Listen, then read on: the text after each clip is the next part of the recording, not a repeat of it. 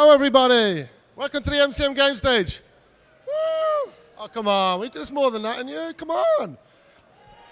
There you go. This is a bit of a secret session. This was originally planned for tomorrow, but today we brought it forward to this morning. So you lucky people are here to see this. We've got a very special guest. Can we welcome on Wendy Lee? She's coming. It's like the Narnia back there, so you walk behind it, you don't even know what's there. Here we go. Please take a seat. Thank you. And all my stuff. Actually, I'm going to leave my stuff backstage. It's definitely like Narnia. We'll do this again. All right. There we are. So this is where I sing and dance while Wendy's backstage. One more time. Hey!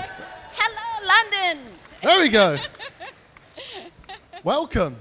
Thank you. And this is a bit of a secret session.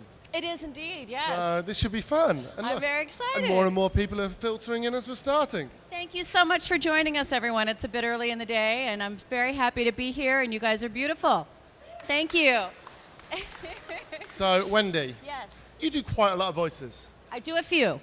Actually, is it that you are the most credited voice actress in anime, manga, video games, that kind of thing? In English. In English, yes, in English, of course. That's right. I do hold a record for that still. There's a few that are coming close up on my tail, I think. Okay, are you looking over your shoulder?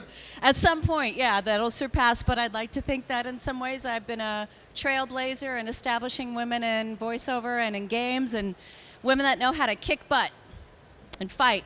How does that feel? That must be like a good thing, right? That must be amazing. Sure. I'm highly honored.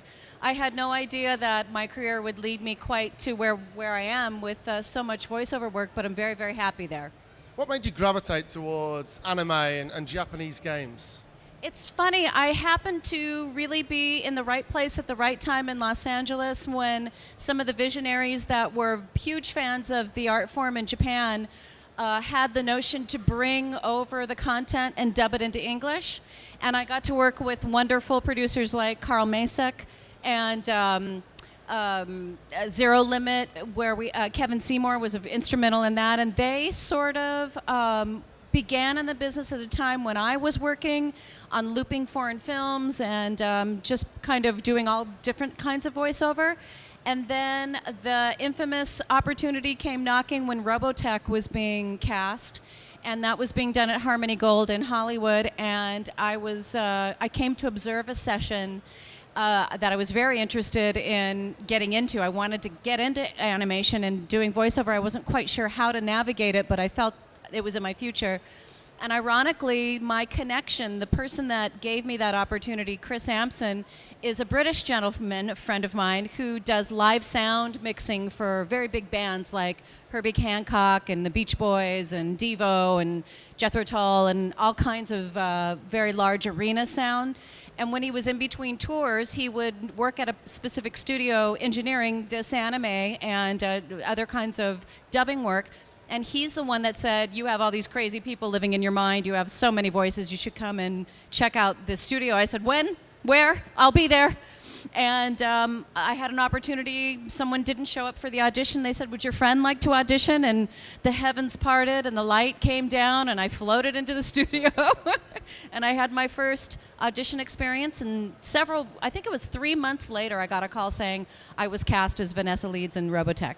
Oh, so that must be a special role to you. Very, very sentimental for me. A lot of affection for Vanessa, who was very frightened. Sir, I think we're about to crash. Incoming at 4 o'clock. Relax, Vanessa. You'll be all right. So you were a dance instructor before, is that correct? Oh, yes. I was a dancer. That was my career at the time. I was tracking in the direction of musical theater. I was working on soap operas. I very much wanted to be an on-camera actress, but I was supporting my acting. I always tell people that are interested in getting into acting as a full-time career that you really need 2 careers. You need to be tracking with your ultimate goal, and then you need to have a second love that supports it. And my second love was dancing and choreography. I had a dance scholarship, so I left school early and began dancing and touring. And being musical gives you a lot of advantage when it comes to actually performing lip sync and making the massaging that performance to match the movement of the mouth that you're dubbing. in somebody else's language. Yeah. So I think it actually gave me a bit of an advantage. A lot of the actors that work the most are very musical. So you've done hundreds of games, different titles, different franchises, English, American, Japanese. What kind of preparation do you do for each character and each role, or if any? Honestly, as an actor, there's not that much preparation you can do other than getting sleep, being prepared, feeling comfortable, solid in your body, not too much in your head, just being really prepared for a workout. Taking care of your voice vocally, especially when you're doing a lot of the gaming where there's screaming and fighting, and that's the thing that can really wear on the vocal cords. But as a director, I do a tremendous amount of preparation, and then I really feel I'm navigating the ship, and it's up to me to set the pace of the recording sessions, make sure the environment's very, very fun. We laugh our butts off. That's very important to me. It creates a situation where people feel comfortable to try and risk and make ridiculous choices, and then we can say, okay, that was hysterical, but not like that. Now let's try it this way, you know. So I feel like I have far more production. I'm producing when I'm directing. That's much more responsibility, and I feel honored to be entrusted with that. I take that very seriously. But as an actor, when I only have to go to recording sessions as an actor, I often wake up and tell my husband, honey, I get to be an actress today. I can't wait. I'm gonna be a naughty nurse in the morning, and then I'm gonna be a cat in the afternoon, and then I'm gonna be a kick-ass fighter in the evening. And it's like a great day. I just go and show up and have fun. So you've done a lot of Japanese games and a lot of Western games recently. Diablo, Dragon Age Origins you were in.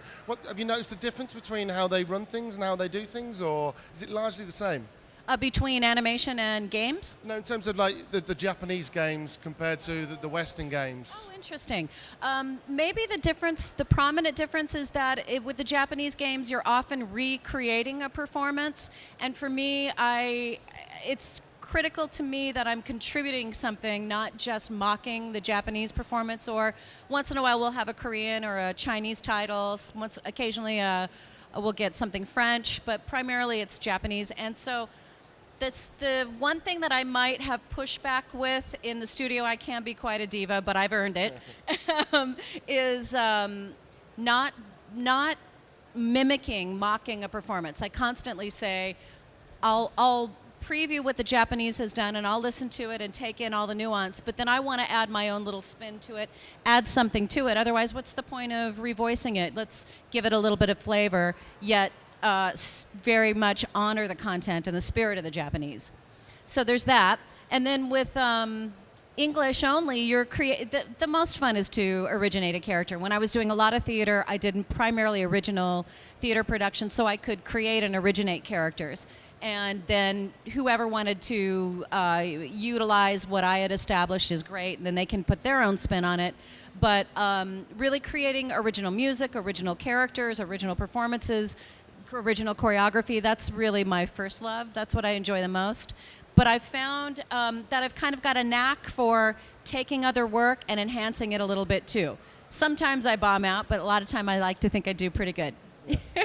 So is there a reason that you went for voice acting over physical acting? I mean, because at the time when you started doing it, it was very much a niche thing. Now it's massively mainstream. At the time, were you worried about that? Yeah, you know, when you're an actor, you have a very job insecure sort of lifestyle. There's no, you never really know when you're going to work again. You never know for sure how long you're going to work unless you have a nice long series. I was enjoying that a little bit when I was working on Young and the Restless, some of the soap operas back in the States. That gave me a little more job security, but you just want to work as an actor. You just want your opportunity to sink your teeth into as many different characters, live in their shoes, experience their story arc, live their successes and failures. So it's very difficult to say no to any kind of work. And I just thought, I was already a singer. I was working in a studio environment. I felt very comfortable working in a studio. I've probably spent more time in a windowless box of recording equipment than anywhere else in my lifetime, and that's where I'm most comfortable. That and the sea.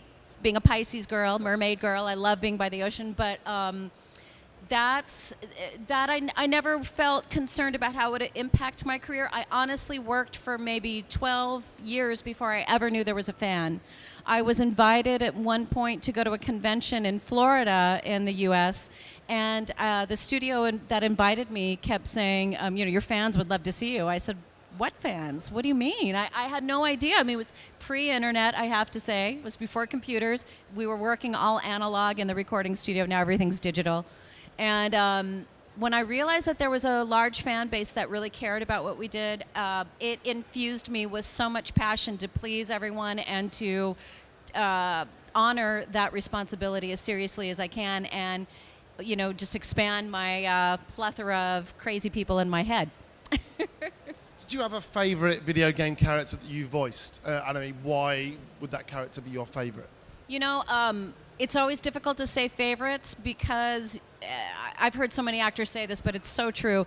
You really feel like each character is a child, one of your children, or a family member, or a dysfunctional auntie, or something like that. They all are very close to you. The ones that you feel the most affection for are usually the ones you're working with currently, because that's where your headspace is. But there have been some epic characters I've been able to play, and as a woman in a gaming industry that's primarily focused on male characters, I take great pride in some of the women that I've voiced. Lady Erebeth de Tilmerand, who was very much inspired by Cate Blanchett before I even knew who Cate Blanchett was. But she was epic in Neverwinter Nights. Love her.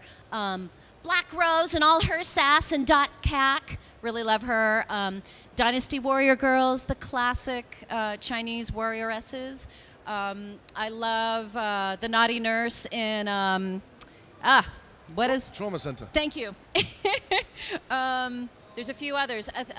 What about Athena in Ace Attorney or something? I'm forgetting which was which. Well, There's you have so done many. 200. I'm so sorry, but Plus. I like really the characters I like the most are very extreme. Usually, I like the really theatrical, heavy, passionate, break your heart, beautiful story arc, or fall on your face, crazy, wacky, kind of like Sakura from Sakura Wars, or any number of my girls. Tina Foster from what series? It'll come to me in a minute. But I like the I'll be there in just a minute. Sorry, like the crazy, wacky, over the top. Those are always really fun. I'm torn between high drama and high comedy. I love both. So this might be a leading question, All right. but if you had to say what your favorite league in the world is, what would it be? Favorite league? Yeah, like a Of league Legends. of... Oh, there you go, League of Legends. So Yes. League of Legends is currently the biggest video game in the Is world. it?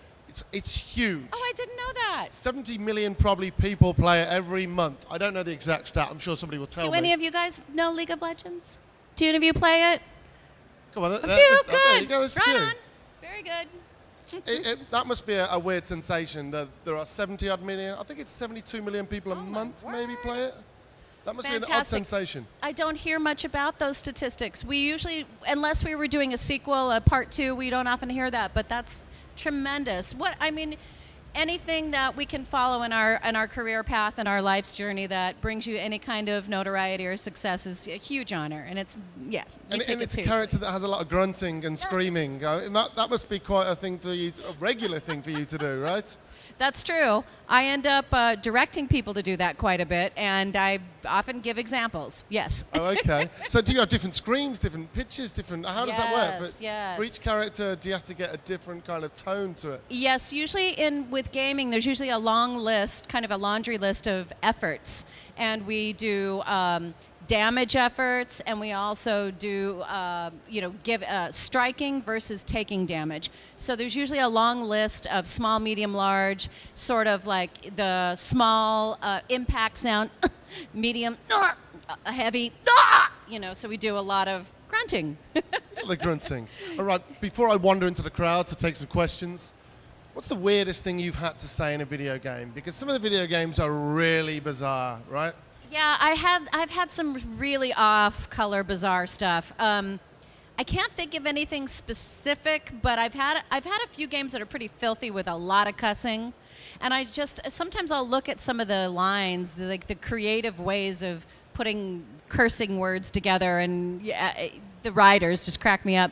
And I'll often say, I just hope that the mom who walks through the room when she hears this will forgive me, because it's just absolutely. part of the character. Right, I shall wander in. Anybody got any questions? Oh, loads of questions. We'll start at the front. Here we go. Hello, an anime question. I think you worked on Perfect Blue a long time ago. Yes. I just wondered if you remembered anything about recording it, and if any anime since has been so weird and grotesque in that way. Yes, that's a really good question. Perfect Blue. That, to me, have any of you heard of Jennifer Lopez's first movie, Selena? I felt like Perfect Blue was the prequel to that. It was very, very similar. Perfect Blue was supposed to be a live-action film, and I heard a wonderful interview with the director, the Japanese director translated, and they were going, obviously it was a horror film and a psychological drama, and I wanted desperately to audition for Mima, the pop star. And it's the one of very few times that I was at an audition that I was flat out declined. They said no. I said, I want to read for her, why not? No, absolutely no. Because they knew that they wanted me to play Rumi. And she was one of my first stabs at the grotesque, at somebody that comes across somewhat normal but is deeply disturbed. And it was a kind of a liberating experience to play somebody so hideous and to get into the psychology of what drives someone to that kind of madness and ultimately murder. And that whole experience is very, very vivid for me. And we did that film at least a decade ago, if not two. It's been a long time, but it's a haunting film. And that was a great, great experience. I remember it so well. Marvelous.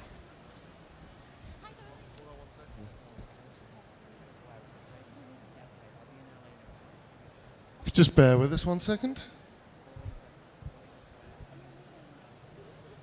Thanks, Brian. Thank you, Brian, organizer of the show. Oh, thank you. What's it like when you're voicing the characters? Exactly. Like, do you tend to black out when you start voicing or whatever? The general experience of voicing other characters? Yeah. Yeah, there is almost like a little hypnotic state, semi-state that takes you over, because you really are leaving yourself behind. And for me, I begin sort of with standing in the shoes of the character that I'm playing.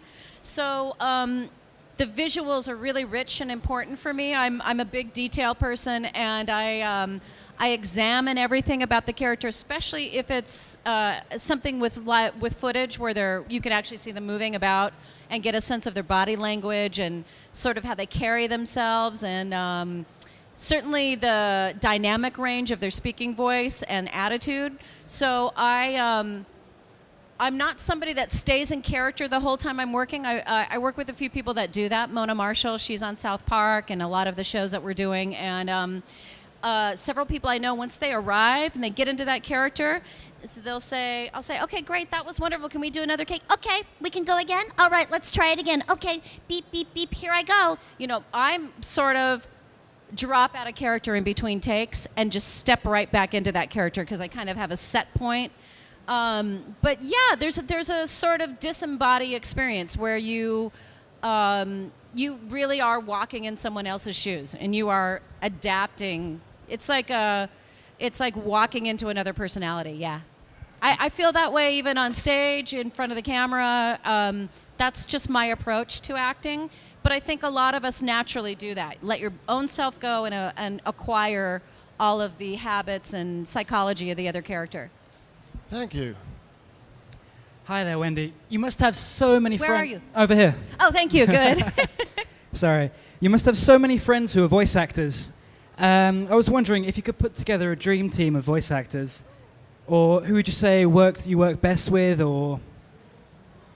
Wow, that's hard. I am so in awe of the caliber of talent that I'm honored to work with, especially directing. I tend to be very trusting of actors. I don't give them what we say are line readings, tell them how to act. I'm there to guide the story and the action of the plot. So I suppose, gosh, there's so many people I'd love to work with as a dream team, but you know my Bebop cast I'm very close to. So Steve Bloom, Melissa Fahn, Bo Billingsley, Kari Walgren, I'm just looking at whoever's on camera, Michelle Ruff, Julianne Taylor, I don't know if you're very familiar with her. She's genius. She's one of my favorite actors. Kirk Thornton, I feel, is very much my counterpart. I'm the female version of him. And let's see, so many. I'm working a lot with Kylie Bear now, and oh God, so many. I can't even think of everybody. Robert Clotworthy. So many. I don't know. Am I ringing the bell? Do you guys recognize any of these people? There's others. There's a lot of celebrities that I work with too. Honestly, I feel like the best dubbing work, the best voiceover work comes from people that are focused on the professional. I always say leave it to the professionals, not the celebrities. Sorry. Once in a while, a celebrity takes well to the genre, but there's a lot of right brain, left brain that goes into the process. It's very creative and fun, and we laugh and make jokes all day, and that's all true. But we must be extremely efficient at an hourly rate. We have to produce a high volume of final recorded voice files each hour, so we have to be somewhat disciplined while we're laughing our butts off. And yeah, I'd like to be with the people that are the bigger risk takers. The better caliber of acting, the more I tend to love and respect the people I work with. Brilliant. We're in the middle now. Hi there. Hi there. Which character did you think was most difficult to do the voice for, and would you be able to recreate that voice now? Yeah, a lot of the males that I play are a little harder because they kind of sit lower in the chords, and they tend to, have a lot of fighting. Like, let's see, Yahiko of the Kamiya Kashin style on Kenshin. Kenshin, I love you, man. So like that grating on the vocal cords tends to be a little harder. The more fighting games, definitely I have to pace myself. I can only do a certain amount of screaming lines a day, or my cords will pop.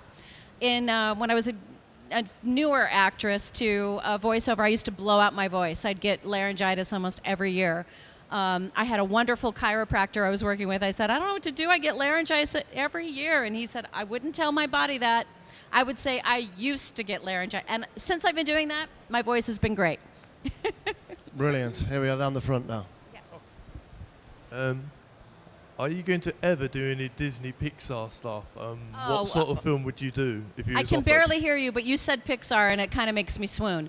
Yeah, I would love to be involved with more Disney and Pixar. I have to tell you, it's a very political, elite group of actors. Very seldom do many of us get a shot at those things. I do work with a wonderful agent that's helping me out with all of that. But here I am. Into the third decade of my career, and I'm still aspiring to great things. So the challenges never stop. It's still an evolution, and I am working on DuckTales as Mrs. Beasley, and I'm quite enjoying her. So that's been a blast. I'm voice matching her, and she's a classic character. So yeah, I do a little bit of Disney here and there. I'm actually working on a live action show called Violetta. I don't know if anybody's heard of it, but we're dubbing that. It's a Spanish live-action soap opera, kind of like Glee. It's a musical, and I do a lot of singing on that show too. But it's brightly colored high school drama, and it's all in Spanish, and we're dubbing it into English. And all of your favorite actors are on it. Almost everybody I just mentioned is in the cast. It actually had a debut here in London in the theaters, and they say there was a massive turnout. It's doing very well. But yeah, I am working for Disney, but in odd ways. It's like I do a lot of their toys, things like that, but I'd love to be in those bigger films. You know it. If you could be a Pixar character, who would you be? Oh, I would be a animated me. She would Okay. be kind of a new agey mermaid, princess, Ursula. There you go. Brilliant. I'd watch that film. If you could give advice from one character you've played to another, what would it be? Oh dear, that's difficult. Well, Haruhi and Konata have a bit of a blurred line. There's a bit of interaction there. So perhaps Haruhi would say to Konata, if you want to amount to anything and be a member of the SOS Brigade, you better snap out of it, girl, and put those video games down. You're cool. You're just talking to me. I'm going to go back to my video game marathon. Come on, that deserves a round of applause, right? That's amazing. Right, we've got time for maybe two more questions. In the back, anyone? I can't see the lights in my eyes. No more questions? You sure? Okay. Oh, we got one more. Oh, there's two. You've said that you play a great many characters a day sometimes in your work. What's one of the weirdest conditions from one type of show to another type of show in the same day? The weirdest, contrast? Oh, that's good. Usually it's high contrast. It's like Playing something kind of sweet and naive and young. and then playing something kind of dirty with lots of adult humor. Love it. In fact, I don't know what it is about the human spirit, but the more innocent the title, the filthier the outtakes. We're just terrible about that, and I'm no angel. And the more raunchy the material, the more like, ew, this is getting like too weird. You know, we just kind of are like, I don't know, it's like this high contrast that takes place behind the scenes. Brilliant. Obviously, you've had a lot of characters you've loved to play. Have you ever had any you've actually really disliked to act? Any characters I've disliked? I've played some despicable people. Shura's kind of a bizarre one, with her whole, sword coming out of the chest and what is that? Blue. What's it called? Shura on this new show, Blue Exorcist. Have you guys heard of that? I don't know if you know it. Okay. Just nods. Yeah, she's like wears ultra low cut off jeans and a bathing suit top that's about 4 sizes too small and a big tattoo that runs down her belly, and she's just crude. She's a crude beer drinking, belching, broad. And when I saw the film, I actually flew to San Francisco for a debut to be able to see a screening of it there, and I was kind of horrified by what I'd created. But I think that's a good thing. The more the character is not of me, the more of an adventure, the more it expands my sort of range. And there have been some characters. There's this one video game that just came out last week. I need to look up the title. But I directed this production, and it's filthy. Absolutely raunchy, filthy. Like, not visually, it's just what they say. They have, all of the women in the show have a sex slave, that's a male, and a dragon that is their mode of transportation. And it's just, I'm horrified at some of the dialogue, but heck yeah, I want to direct it, yeah. Marvelous. Can I get a huge round of applause for Wendy Lee, please? Thank you. Thank you so much for coming. We've got a full schedule all day, so please do come back, stick with us. Loads of amazing exclusives, and once more for Wendy Lee. Thank you, everyone. Thank you, London. Folks. We'll be back in 10. Have a great time.